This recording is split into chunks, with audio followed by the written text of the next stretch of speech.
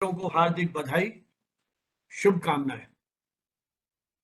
कार्यक्रम की शुरुआत में सबसे पहले मैं आज डॉक्टर स्मृति पाढ़ी, जो बालेश्वर उड़ीसा में फकीर मोहन यूनिवर्सिटी में जर्नलिज्म मास कम्युनिकेशन डिपार्टमेंट में अध्यापन कार्य कर रही हैं और आज के हमारी एक्सपर्ट भी हैं, मैं उन्हीं से अनुरोध करूंगा कि सरस्वती वंदना के माध्यम से आज के कार्यक्रम की शुरुआत करें। डॉक्टर स्मृति पाढ़ी।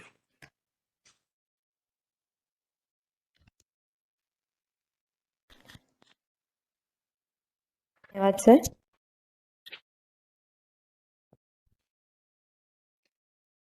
या कुन्देन्दु तुषारहार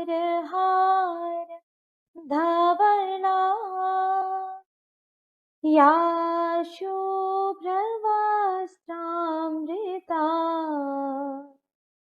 या वीणावरदण्डमण्डितकरा या श्वेतपद्मासना या ब्रह्माश्रितशङ्कर प्रभृतिभिः देवैः सदा वन्दिता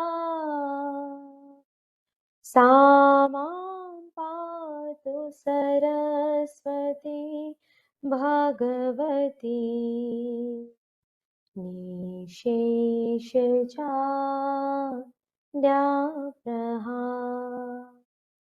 ॐ सहना भवतु सहनो भुनक्तु सह वीर्यं करवावहै तेजस्विनावधीतमस्तु मा विद्विषावहै। ॐ शांति शांति शांति। चलिए, बहुत बहुत आभार आपका इस सुमधुर प्रस्तुति के लिए और हम इस कार्यक्रम को आगे बढ़ाते हैं। जैसा कि आप सभी को विदित है, 26 नवंबर 1949 का दिन भारतीय इतिहास का वो पल है जब देश में संविधान को स्वीकार किया गया। लागू 26 जनवरी सन 1950 को हुआ, लेकिन देश की आजादी के बाद शायद वो संविधान ही था जिसने इस देश के नागरिक को उस आजादी का एहसास कराया। यह वह संविधान है जिसने हमें अपने मौलिक कर्तव्यों का भान कराया। ये वो संविधान है जिसने हमें अपने कर्तव्यों के बारे में जानकारी दी। किसी भी देश के लिए संविधान संभवतः उसके लिए एक बहुत अधिक पवित्र ग्रंथ के रूप में माना जाता है। आज इसी संविधान दिवस के अवसर पर हम एक विशेष वेबिनार का आयोजन करने जा रहे हैं। भारतीय सिनेमा में किस तरह से संवैधानिक मूल्यों का चित्रण किया गया है, कि इस संविधान को स्वीकार करने का जो ये ऐतिहासिक दिन था, उसकी स्मृति में मनाया जाता है। वर्ष 2015 में भारत के प्रधानमंत्री श्री नरेंद्र मोदी की पहल पर यह परंपरा शुरू होती है। डॉक्टर अंबेडकर की जयंती पर उन्होंने ये घोषणा की थी और बाद में हमारा जो संबंधित मंत्रालय है उसने अधिसूचना जारी कर संविधान दिवस मनाने की जो परंपरा है 2015 में शुरू की। संयोग से आज का दिन एक दृष्टि से और महत्वपूर्ण है। आप में से बहुत सारे मित्रों ने, चूंकि हम सब लोग शिक्षा से जुड़े हुए हैं, मुख्यतः डॉक्टर हरि सिंह गौड़ का नाम सुना होगा, जो सागर में जिनके नाम से विश्वविद्यालय है, डॉक्टर हरि सिंह गौड़ केंद्रीय विश्वविद्यालय। डॉक्टर हरि सिंह गौड़ संविधान सभा के एक वरिष्ठ सदस्य थे। आज उनकी बर्थडे भी है। संयोग से आज सुबह सोशल मीडिया पर हमारे एक मित्र ने एक डिग्री डाली है, जो डॉक्टर हरि सिंह गौड़, चूंकि वो संस्थापक कुलपति थे, तो उनके हस्ताक्षर से जिस पहले विद्यार्थी को उपाधि मिली थी उसका भी अपना ऐतिहासिक महत्व है। तो 26 नवंबर का दिन संविधान दिवस और देश के प्रख्यात शिक्षाविद डॉक्टर हरि सिंह गौड़ का जन्मदिन के रूप में भी है। मैं बहुत विस्तार से नहीं जाऊंगा, संविधान कैसे बना, कितनी बड़ी विशेषताएं हैं, दुनिया का सबसे बड़ा संविधान है, बहुत सारी चीजें हैं, हम पढ़ते सुनते रहते हैं। लेकिन ये वो संविधान है जो हमारे लिए बहुत पवित्र है और इस देश का पूरा संचालन इन्हीं संवैधानिक प्रावधानों के तहत किया जाता है। देश की संप्रभुता, समाजवाद, धर्मनिरपेक्षता, लोकतंत्र, समानता, बंधुत्व, मानवीय गरिमा, राष्ट्रीय एकता, अखंडता, यही सब कुछ तो निहित है संविधान में। और हम सब लोग प्रतिबद्ध हैं इन्हीं मूल्यों की रक्षा के लिए, इन्हीं मूल्यों का अनुसरण करने के लिए। हर संस्था, हर व्यक्ति, हर नागरिक कहीं ना कहीं इन प्रतिबद्धताओं के साथ जुड़ा है। ये दिवस इसीलिए आते हैं कि हम अपनी प्रतिबद्धताओं को समय समय पर जाहिर करते रहे। सिनेमा हमारे जीवन को बहुत गहराई से प्रभावित करता है। हमारे जीवन संस्कारों, जीवन शैली के साथ सिनेमा अपनी इस 1 सदी से अधिक की यात्रा में पूरी तरह घुल मिल गया है। सिनेमा के बहुत सारे दौर हमने देखे हैं या पुस्तकों में सिनेमा के इतिहास में पढ़े हैं। वो कुछ मिनटों की फिल्में, वो चलती फिरती आकृतियां, वहां से बढ़कर आज हम तकनीक की कौन सी दुनिया में पहुंच गए। न जाने कितनी तरह के विषयों पर काम हो रहा है। सरकारी योजनाओं तक पर बड़ी रोचक फिल्में बन रही है, टॉयलेट एक प्रेम कथा जैसे। तो भला संवैधानिक मूल्य उन हमारे फिल्मकारों से कैसे छूट सकते थे। मुझे तो कई बार लगता है, जब मैं ये विषय को थोड़ा देख रहा था, पढ़ रहा था, तो आजादी से पहले भी उन मूल्यों को लेकर के हमारे यहाँ पर फिल्में बनाई गई। जिन मुद्दों को लेके हमारे समाज सुधारकों ने आंदोलन किए, कहीं ना कहीं फिल्मों में भी वो प्रतिबंधित हुए। 1936 में अछूत कन्या, हिमांशु राय और देविका रानी, एक ब्राह्मण और अछूत कन्या की प्रेम कथा पर केंद्रित ये फिल्म नीचा नगर, गरीबी अमीरी के भेद को मिटाने की बात। तो जाति पाति, गरीबी अमीरी या जिन मुद्दों से हम उस समय जूझ रहे थे, फिल्मकार ने उन पर भी आम आदमी का ध्यान आकृष्ट किया। और बाद में आजादी के बाद विमल रॉय की फिल्म सुजाता 1959 में सुनील दत्त और नूतन फिर उस मुद्दे को एक अलग तरीके से उन्होंने उठाने की कोशिश की। तो कहने का मतलब यह है कि हमारी इन फिल्मों ने या फिल्मकार ने, अभिनेता अभिनेत्रियों, पटकथा लेखकों ने कहीं इस देश की अस्मिता से जुड़ने का प्रयास समय समय पर किया। तो ये जो संवैधानिक आदर्श है, जो आज हमारी चर्चा का मुख्य विषय है, उस पर हम इन्हीं बातों पर विचार करेंगे कि फिल्मों ने किस तरह से उन मूल्यों को जीवंत बनाया। विक्की कौशल की Uri, the surgical strike, Ajay Devgan की Bhuj, the pride of India, या और पुरानी फिल्मों की बात करूं, राज कपूर की जागते रहो, बी.आर. चोपड़ा की नया दौर, गुरुदत्त की प्यासा, महबूब खान की मदर इंडिया, श्याम बेनेगल की मंथन, कृषक जीवन की व्यथा कथा, महाजनी लूट, ऐसा न जाने कितनी विकृतियां थी समाज में जिनको लेकर के फिल्में बनाई गई। यश चोपड़ा हमारे यहाँ इस प्रकार की पारिवारिक और सांप्रदायिक सद्भाव से जुड़ी फिल्मों के रूप में, एक फिल्मकार के रूप में प्रसिद्ध है। 1959 में फिल्म आती है धूल का फूल, तू न हिंदू बनेगा न मुसलमान बनेगा, इंसान की औलाद है इंसान बनेगा। सांप्रदायिक सद्भाव की बात करती है फिल्म। लेकिन कहीं कहीं मुझे यह भी लगता है कि फिल्मकार कभी इस तरह की फीलिंग भी देते हैं कि जब कानून व्यवस्था को, अपना नायक जो है वो कानून व्यवस्था को अपने हाथ में ले लेता है। एक फिल्म का नायक एक पुलिस अधिकारी के रूप में अपराधी को या अभियुक्त को वही दंड दे देता है। तो वो जो हमारी न्यायिक प्रक्रिया है उससे हट करके, तो क्या यह संवैधानिक मूल्यों के प्रति किसी प्रकार का आघात नहीं है? तो उन फिल्मों ने जहां संवैधानिक आदर्शों की, मूल्यों की रक्षा की है, वहीं कभी कभी ऐसा दौर भी आया है। न्यूटन नाम की फिल्म आती है जिसने मताधिकार या मतदान की जो बात है उसको किया। लेकिन कुछ ऐसे डायलॉग्स भी मैंने पढ़े हैं जहां इस बात की और आलोचकों ने चिंता प्रकट की है, यदि इस तरह की भावनाओं को प्रचारित किया गया तो ये समाज में, समाज के लिए, कानून व्यवस्था के लिए, शांति सद्भाव के लिए घातक हो सकती है। इस प्रकार के विवाद कई बार हमारे सामने आते हैं। तो चूंकि फिल्में आम आदमी के जीवन के साथ बहुत गहराई से जुड़ी हुई है, कहीं ना कहीं वो उनकी भावनाओं को प्रभावित करती है। रंग दे बसंती, मृत्युदंड, आरक्षण, चक दे इंडिया जैसी फिल्में महिलाओं को यदि अवसर मिले तो वो क्या नहीं कर सकती हैं। आज हम रिजर्वेशन की और उन सब बातें कर रहे हैं, तो कहीं ना कहीं इन मुद्दों को फिल्मों ने उठाया है। आतंकवाद पर मणिरत्नम की फिल्म रोजा, दबंग, बहुत सारी ऐसी फिल्में हैं जहां इन मुद्दों को मैं यूं कहूं कि थिंक, रिफ्लेक्ट एंड एक्ट, सोचें, कहीं आपके जीवन प्रतिबंधित हो और फिर आप कार्य करें। तो 2 बीघा जमीन विमल रॉय की आई, जिसमें छोटे किसानों की जो जमीन है उस पर किस तरह से प्रहार किए गए, पूंजीगत व्यवस्था के खिलाफ कैसे माहौल बनाया गया। तो बहुत बहुत सारी फिल्मों की बात कर सकते हैं जिनकी विस्तार से चर्चा हमारे एक्सपर्ट करेंगे, लेकिन पृष्ठभूमि के रूप में मैंने कहा कि फिल्मों का हमारे यहाँ जो महत्व रहा है वो नकारात्मक भी है तो सकारात्मक भी है। आवश्यकता है इन मूल्य परक जो इस तरह की फिल्में बनी हैं इनको प्रोत्साहित करने की, कहीं चर्चा करने की। उसी उद्देश्य से हमने ये आज चर्चा जो है यहाँ रखी है। और सबसे पहले आमंत्रित कर रहा हूँ एक टीवी जर्नलिस्ट को, वो किस तरह से फिल्मों को देखती हैं, शेफाली जी। शेफाली जी पिछले करीब 2.5 दशक से पत्रकारिता में सक्रिय हैं। वे मध्य प्रदेश ईटीवी उसके साथ वर्तमान में जुड़ी हुई हैं। वहाँ की आप हेड के रूप में काम कर रही हैं। मध्य प्रदेश के अनेक प्रमुख मीडिया संस्थानों के साथ उनका जुड़ाव रहा है। वो न्यूज़ 18 में काम कर चुकी हैं और अन्य प्रमुख मीडिया संस्थानों में अपनी सेवाएं विभिन्न रूपों में दे चुकी हैं। साहित्य और पत्रकारिता दोनों से आपका जुड़ाव है।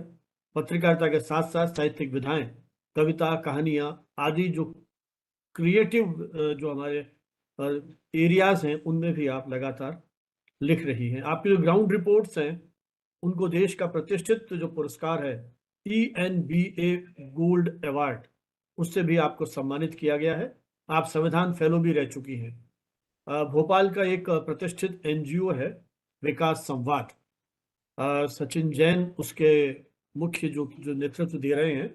संयोग से पिछली भोपाल मुलाकात में मेरी उनसे, भोपाल प्रवास में उनसे मुलाकात हुई थी।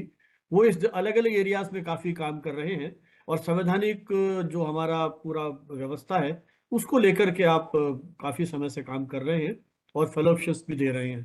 तो शेफाली जी फेलोशिप से भी सम्मानित हो चुकी हैं। मैं उनसे अनुरोध करूंगा कि वे अपने अनुभव हमारे साथ साझा करें। शेफाली जी। शुक्रिया संजीव सर। जी आप सुन पा रहे हैं मुझे? हाँ जी, हाँ जी, बिल्कुल। कम्युनिकेशन टुडे और भारतीय विद्यापीठ का बहुत शुक्रिया मुझे इस चर्चा का हिस्सा बनाने के लिए। पहले तो आप सभी को संविधान दिवस की शुभकामनाएं। और मुझे खुशी हुई कि मेरा नंबर आने के पहले हमने सिनेमा में जो संवैधानिक या कहूँ कि मानवीय मूल्य कहाँ कहाँ स्थापित हुए इस पर चर्चा की। और मेरा जो नजरिया है, चूंकि एक पत्रकार हूँ, तो मेरा नजरिया इस विषय को लेकर, संवैधानिक मूल्य और सिनेमा को लेकर, थोड़ा सा जर्नलिस्टिक ही रहा। अ, हम ये कहते ही हैं कि सिनेमा जो है वो समाज का आईना होता है और समाज जैसा है वो सिनेमा में भी दिखाई देता है। और सिनेमा में जो दिखाया जाता है वो धीरे धीरे समाज का हिस्सा बनता जाता है। और ये घुसपैठ इतनी धीमे होती है कि हमें अंदाजा नहीं लगता कि वो कैसे धारणा में तब्दील हो जाती है। अ, अगर बात करें सिनेमा की 60 और 70 के दशक की, तो मुझे लगता है कि मानवीय मूल्यों को लेकर सिनेमा में तब काफी जागरूकता थी। जो फिल्में बनाई जा रही थी, चाहे फिर जागते रहो, मदर इंडिया जैसी फिल्में, वहां पर मानवीय मूल्यों का बहुत ख्याल रखा गया था। एक उदाहरण के साथ मैं यहाँ बताना चाहूंगी, अपने समय की और आज तक बहुत चर्चित फिल्म है शोले। इस फिल्म का जो अंत है वो पहले इस तरह का होना था कि जो उसमें ठाकुर होते हैं उनके हाथ कटे हुए होते हैं और वो आखिर में अपना बदला लेने के लिए कीलों वाले जूते पहनकर गब्बर को मारते हैं। गब्बर उन्हें तंज भी करता है कि तुम्हारे हाथ नहीं है, तुम मुझे कैसे मार पाओगे। तो वो जूतों से, कीलों वाले जूते से उसको मारते हैं। लेकिन बाद में जब ये लगा कि ठाकुर कानून अपने हाथ में ले रहे हैं, तो ये जो दृश्य था, ये जो अंत था, फिर बदला गया और बाद में फिर पुलिस बकायदा गब्बर को पकड़ कर ले जाती है। तो मैंने ये उदाहरण इसलिए दिया कि उस वक्त तक 60-70 के दशक के सिनेमा को जब हम देखते हैं, तब ये स्थिति नहीं बनी थी कि जो नायक है वो ही सड़क पर फैसला कर रहा है, वो डॉन बन चुका है, वो कानून हाथ में ले रहा है। इस तरह की स्थिति नहीं बनी थी। लेकिन जो मैंने शुरुआती लाइन कही कि सिनेमा में जो दिखाया जाता है वो समाज में कैसे धीरे धीरे आता है, घुसपैठ करता है और धारणा में तब्दील होता है, इसके कुछ उदाहरण, क्योंकि हम जब संवैधानिक मूल्य पर विकास संवाद के साथ फेलोशिप कर रहे थे, तो उसमें एक बड़ा मुद्दा जो आया जिसकी वजह से संवैधानिक मूल्य स्थापित नहीं हो पाते, वो धारणा थी। धारणा जो बन जाती है समाज की, फिर हम उसी नजरिए से, उसी दृष्टिकोण से चीजों को देखते हैं। तो पुलिस को लेकर भी लंबे समय तक सिनेमा में ये धारणा बनी रही कि वो आखिर में आती है। जब जब पूरा घटना हो जाती है उसके बाद पुलिस पहुंचती है। हालांकि इसको इस नजरिए से भी देखा जा सकता है, हमने कई बार देखा है कि जब नायक पूरे गुस्से में होता है और वो अपराध करने वाला होता है, उसी समय पुलिस की एंट्री होती है और वो कानून जो है हाथ में लेने से उसे रोक देती है। लेकिन इस तरह का जो परसेप्शन सिनेमा के जरिए बना, वो समाज में भी बनता गया और धीरे धीरे खाकी पर अविश्वास की एक वजह एक बड़े हिस्से में बनती गई। हालांकि मैं जनरलाइज करके ये बात नहीं कह रही, क्योंकि अभी स्मृति जी ने भी जितने उदाहरण दिए, इस दौर में भी ऐसी फिल्में बन रही हैं जो बता रही हैं कि संवैधानिक मूल्यों की, मानवीय मूल्यों की दृष्टि से ये फिल्में बनी हैं और चर्चित भी हुई हैं। लेकिन कमर्शियल जो सिनेमा है उसका बड़ा हिस्सा ऐसा है जहां पर परसेप्शन जो है बनते चले गए।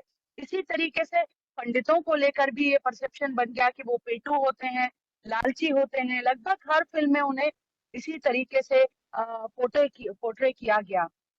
तो ये जो धारणा की बात है, इसे तोड़ने की बहुत ज्यादा जरूरत थी। और देखिए, आपकी जो मैं बात कर रही थी पुलिस की, कि नायक को कौन जो है वो कानून हाथ में लेने लगा, तारीख पर तारीख जो डायलॉग शुरू हुए थे, ये संवाद शुरू हुआ, उसके बाद से समाज के भीतर भी ये धारणा बनने लगी कि कानून में देरी बहुत है। इंसाफ, ये हकीकत भी है, इंसाफ में बहुत देरी होती है, लेकिन इसका मतलब ये तो नहीं कि कानून हाथ में ले लिया जाए। तो उसके साथ साथ ये हुआ कि डॉन जो है वो नायक बन गया, पुलिस खलनायक की भूमिका में आ गई और पुलिस भी फिर इनकाउंटर करने लगी। इनकाउंटर सराहे जाने लगे, सिनेमा हॉल में जो तालियां बजती थी वो समाज में इस तरीके से आई। तो ये एक जो है अनजाने में सिनेमा को हम अडॉप्ट इस तरीके से करते चले गए। दूसरी तरफ मैं इन फिल्मों में जो गाने जो लिरिक्स हुए हैं उनको लेकर भी खास तौर पे जिक्र करना चाहूंगी। एक गीत है, अभी तुमको मेरी जरूरत नहीं, बहुत चाहने वाले मिल जाएंगे, अभी रूप का एक सागर हो तुम, कमल जितने चाहोगी खिल जाएंगे, दर्पण तुम्हें जब डराने लगे, जवानी भी दामन छुड़ाने लगे, तब तुम मेरे पास आना प्रिय, मेरा दर खुला है, खुला ही रहेगा तुम्हारे लिए। तो इसमें देखिए कि जो नायक है वो एक एक दया का भाव दिख रहा है उसमें, उस नायिका के लिए। और नायिका की का पूरा जो करेक्टराइजेशन किया गया या उसका जो वजूद है, वो इस पर निर्भर है कि जब तक वो जवान है तब तक ही वो पूछी जाएगी। यानी वो अगर उसकी उम्र ढल जाएगी या दर्पण उसे डराने लगेगा तो फिर उसकी कोई महत्व ही नहीं रह जाएगा। तो अगर किसी का रंग रूप वैसा नहीं है, जो समाज के पैमाने होते हैं, मैं तो मन की सुंदरता को बहुत मायने देती हूँ, लेकिन समाज के पैमानों में जो मान्यता हो गई है कि अगर कोई स्त्री खुद को दर्पण में नहीं देख पाती तो क्या उसका कोई अस्तित्व ही नहीं है? क्या इस तरह के गीत इस सोच को बढ़ावा नहीं देते? एक गीत है कि भला है बुरा है कैसा भी है, मेरा पति मेरा देवता है। तो क्या ये एक्सेप्टेंस नहीं सिनेमा की तरफ से समाज में आई कि आप कैसा भी पति हो, चाहे फिर वो उसके साथ अच्छा बर्ताव ना करता हो, उसका ख्याल ना रखता हो, या उनके बीच एक साथी का रिश्ता या साझेदारी का रिश्ता ना हो, तब भी उसे देवता की तरह ही लिया जाए क्योंकि वो पति है। तो फिल्मों के जरिए जो इस तरह के लिरिक्स पर भी मैंने इसीलिए जोर दिया कि जो गाने लिखे गए वो वैसे के वैसे हमने देखा कि समाज के बड़े तबके में अपना भी लिए गए और मान्यता मिलती गई, एक रिश्ते को मान्यता मिलती गई। दूसरी तरफ सौतेली माँ, यानी अगर किसी स्त्री ने एक विवाहित पुरुष से शादी की है और साथ में उनको एक जिम्मेदारी मिलती है उनके पति के जो पूर्व की जो पत्नी रही हैं उनके बच्चों को संभालने की, तो सौतेली माँ को इस तरह से खलनायिका की तरह पेश किया गया कि समाज में अगर कोई स्त्री ऐसी जिम्मेदारी लेती है तो उसकी शुरुआत की जिंदगी का लंबा वक्त तो ये जस्टिफाई करने में गुजर जाता है कि वो सौतेली नहीं है, वो पूरा खाना देगी। मतलब फिल्मों ने तो ये बताया कि अगर वो किसी और की माँ है तो पहला मानिए कि वो खाना नहीं देगी उस बच्चे को और उसका कोई ख्याल नहीं रखेगी। तो ये जो मानस बनता गया और उसकी एक बड़ी वजह ये थी कि उतनी जागरूकता नहीं आई कि समाज जो है वो सवाल उठा पाता या क्वेश्चन करके जो है सही गलत को माप सकता था। अभी भी जो फिल्में बन रही हैं, अब जरूर ये थोड़ी सी कुछ हिस्से में ये जागरूकता आई है। जॉली एलएलबी जैसी फिल्में, शूल जैसी फिल्में, फिराक, अर्धसत्य और मोहन जोशी हाजिर हो तो खैर पुरानी फिल्में हैं। समानांतर सिनेमा के जरिए ये कोशिश होती रही, लेकिन अब भी कमर्शियल सिनेमा जो है वहां पर इस चीज का ख्याल नहीं रखा जाता। मेरी रिपोर्टिंग के दौरान का ही एक वाकया मैं आपसे शेयर करना चाहती हूँ। अभी एक वेब सीरीज बहुत चर्चा में है, द रेलवे मैन, और इसके जो मुख्य किरदार हैं गुलाम दस्तगीर साहब, वो भोपाल गैस ट्रेजेडी से जुड़े हुए हैं और से जुड़े रहे, और मतलब मैं कहूंगी कि रियल हीरो, वो सच्चे नायक थे। उन्होंने 2 और 3 दिसंबर की दरमियानी रात, जब यहाँ दुनिया की सबसे भीषण औद्योगिक त्रासदी हुई थी, तो वो रेलवे स्टेशन पर अकेले मौजूद थे, भोपाल रेलवे स्टेशन पर, और ये कोशिश कर रहे थे कि कोई भी ट्रेन जो है वो हॉल्ट ना करने पाए भोपाल स्टेशन पर 5 मिनट से भी ज्यादा, क्योंकि जो यात्री हैं उन तक जो मिग गैस है उसका असर ना पहुंचे। और इस दौरान मुंबई गोरखपुर एक्सप्रेस आती है वहां पर, जिसका 25 मिनट का हॉल्ट होता है, लेकिन अपनी रिस्क पर स्टेशन मास्टर गुलाम दस्तगीर जो है उस ट्रेन को रवाना कर देते हैं। तो इसमें हुआ ये कि अब जो है उनके बच्चे जो हैं वो कानूनी नोटिस दे रहे हैं। वेब सीरीज यशराज फिल्म्स की है, उनको कानूनी नोटिस दे रहे हैं, और नोटिस इस बात पर दे रहे हैं कि इस फिल्म में उनके पिता की जो कहानी है उसके साथ न्याय नहीं किया गया। उसमें ये बताया गया कि उनकी मौत हो जाती है, वो मरचुरी पहुंच जाते हैं, फिर जिंदा हो जाते हैं, यानी मसाला डाला गया, जबकि हकीकत ये है कि वो इतने जीवट वाले इंसान थे कि उस पूरी रात जहर को पीते हुए वो हॉस्पिटलाइज भी हुए, लेकिन उसके बाद 19 साल तक वो जीवित रहे। कैंसर भी हुआ उनको। तो उनके जो परिजन हैं, उनके बेटे शादाब से मेरी बात हुई, हमने रिपोर्ट भी की इस पर। तो उनका ये कहना था कि जो कहानी, इस तरह की जो कहानियां होती हैं, ये समाज में आगे जनरेशन तक इन्हें पढ़ती है, इनसे इंस्पिरेशन लेती है। तो कम से कम इस तरह की कहानियों के साथ तो इंसाफ होना चाहिए, जो सच्ची कहानी है वही पेश की जानी चाहिए। दूसरी तरफ इस पूरी कहानी में कहीं टाइटल्स में ट्रिब्यूट नहीं दिया गया उस नायक को। तो कहाँ अगर मूल्यों के लिहाज से भी देखें तो बंधुता की जो बात थी, बंधुता का जो मूल्य था, किस तरह से गुलाम दस्तगीर साहब नायक बन गए। मुझे लगता है हम 50 रिपोर्ट्स भी करते हैं मीडिया में, तो शायद वो असर नहीं पड़ता जो अकेली एक द रेलवे मैन फिल्म से बन गया। तो असर जिसका होता है उसकी जिम्मेदारी भी बड़ी होती है, और उसकी ड्यूटी होती है कि वो उसी तरीके से चीजें संवैधानिक मूल्यों का ध्यान रखते हुए समाज तक पहुंचाए। मैं ये मानती हूँ कि कमर्शियल सिनेमा में मिर्च मसाला भी जरूरी होता है, उनके पैमाने अलग हैं, उनको कहानी की डिमांड देखनी होती है, लेकिन फिर भी वो प्रश्न जो एक दर्शक तक जब पहुंचे सिनेमा के जरिए कोई संदेश, और वो गलत मैसेज ना हो, इसका तो ख्याल रखा ही जा सकता है। तो अभी मुझे लगता है कि जैसा मैंने कहा कि बड़ी ये अजीब सी बात है कि 60-70 के दशक में जो है मूल्यों को लेकर बहुत जागरूकता थी, और हर फिल्म में इस बात का ख्याल रखा जाता था। और जब हम काफी आगे निकल आए हैं उस दौर से, उसके बाद ये हो रहा है कि कमर्शियल सिनेमा में तो कम से कम इस बात का ध्यान नहीं रखा जा रहा। तो अब जरूरत है कि दर्शक जो है उसे जागरूक होना पड़ेगा। दर्शक को सिनेमा को देखते हुए ये तो ख्याल रखना ही चाहिए कि ये केवल सिनेमा है, लेकिन अगर इस तरह के संदेश जा रहे हैं तो उसको सवाल करना होगा।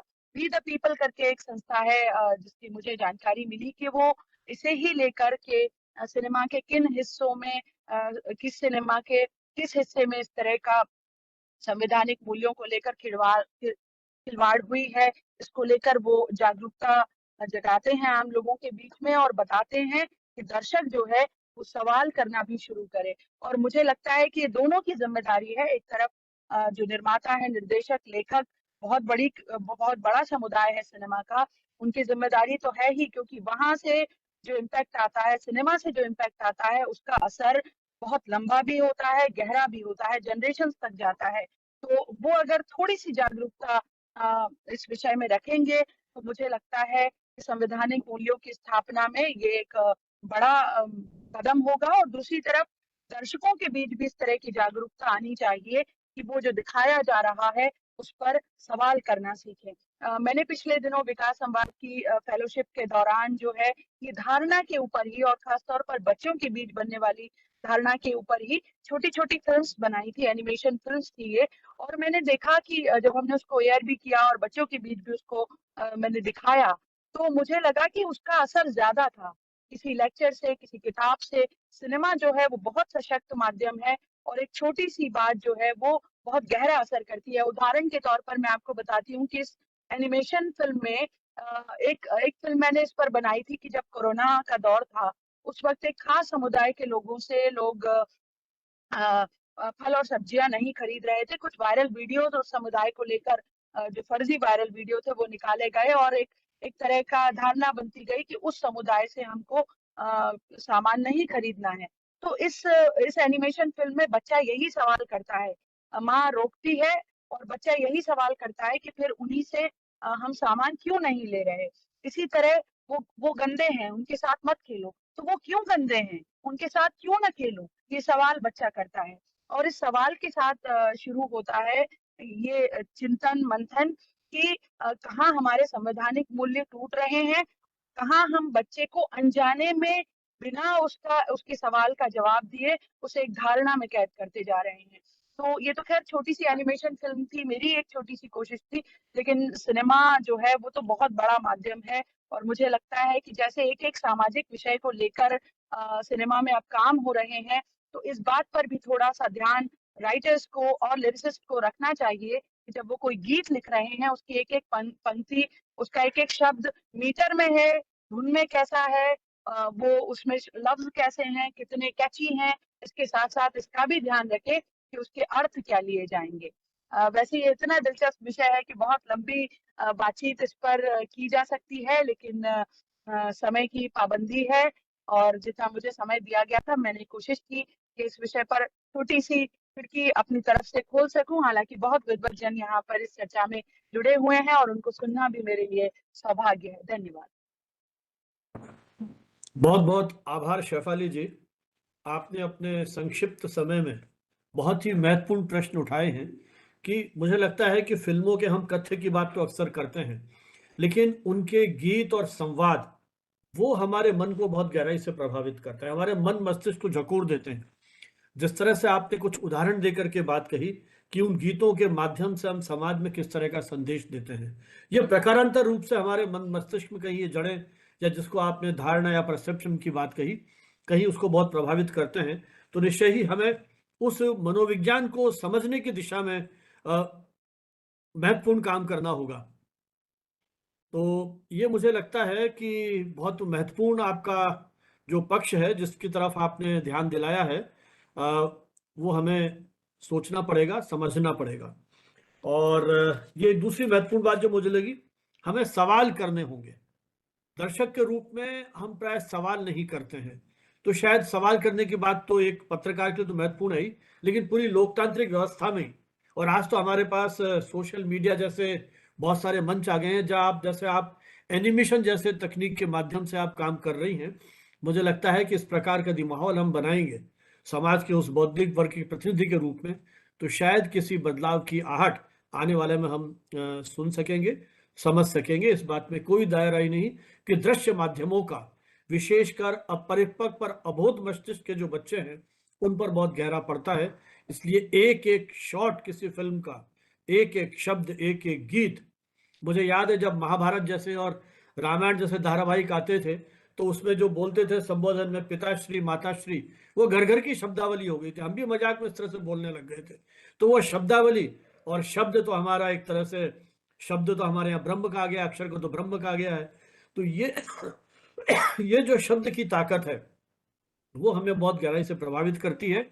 और फिल्म एक इतना सशक्त माध्यम है, वहाँ के जो क्रिएटिव राइटर्स हैं उनको इस और बहुत ध्यान देना होगा। आपने बहुत ही गहनता के साथ इन चीज़ों का अध्ययन किया है। आइए अब हम